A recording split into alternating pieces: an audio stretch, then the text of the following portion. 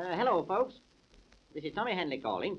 Now, if you will kindly refrain for a few moments from pulling crackers and pulling faces when you see what they contain, I'm going to give you a magic lantern lecture entitled Boxing Day, Its Cause and Cure. With a few Dutch subtleties, rather deft touches of historical interest, I will trace its origin, its lemon gin, its oxygen, and its ultimatum. Now, I don't pretend to know why it falls on the day after Christmas, but my friend Nautical Norman, who looks after the shipping forecast from Daventry, tells me that it all depends on the equinox. That is, that when a typhoon crossing the equator meets a mongoose going the other way, the result is a monsoon. And when the monsoon gets to Iceland, it is put in an icebox until the thaw sets in. Hence, the equinox. But anyhow, let us hark back to Boxing Day. How did it get its curious name? There are many ridiculous explanations, all equally ludicrous and fantastically fictitious.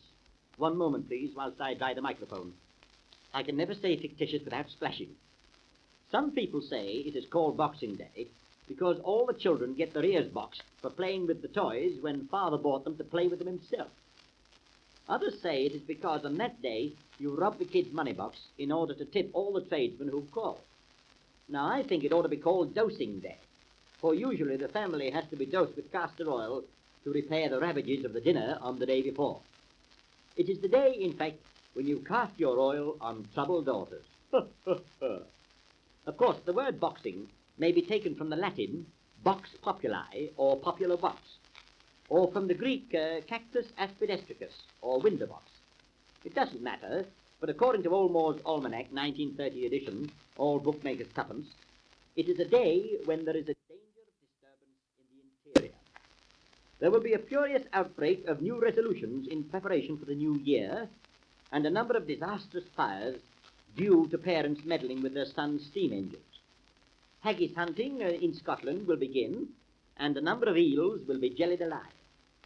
Old Moor will soon be 1 year older, and there may be a number of new moors. It all depends on the equinox. In any case, it is a day on which many troubles arise. You are left with a lot of expired crackers, half a ton of nutshells, the remains of a pudding, and the gaunt carcass of a deceased turkey. The latter is a difficult problem. What can you do with a shrunken turkey early in the morning? Oh, I love these old she-pansies, tea cosies, that is, sea shandies, especially Winkley Will, the whaler. But to resume, I advise the following method of disposing of the turkey. So get a new needle out, and we'll pick it all to pieces. Now, having got your needles, I will now proceed to tell you how to turn the turkey into a fricassee. Remove sinews, gristle, and holly from the torso, and chop into fragments. Place in a samovar and simmer gently. Then remove stuffing with a vacuum cleaner.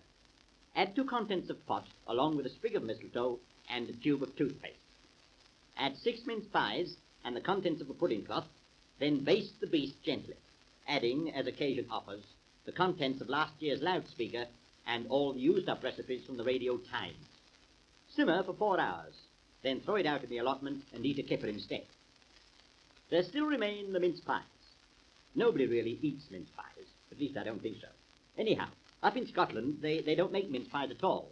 They make mince collops. They eat the mince, then they collapse. Scotch comedians, please copy. Now, there you are on Boxing Day with dozens of these minced atrocities all over the place. They are like decimals. They keep on recurring. Well, now that I've dealt with the turkey and the pies, and leaving the pudding to digest itself, as I hope this leaves you at present, I have to deal with the problem of Christmas boxes for all the tradesmen who call for a tip. So I will give you a few brilliant hints for your hits. A few brilliant hints for your tip.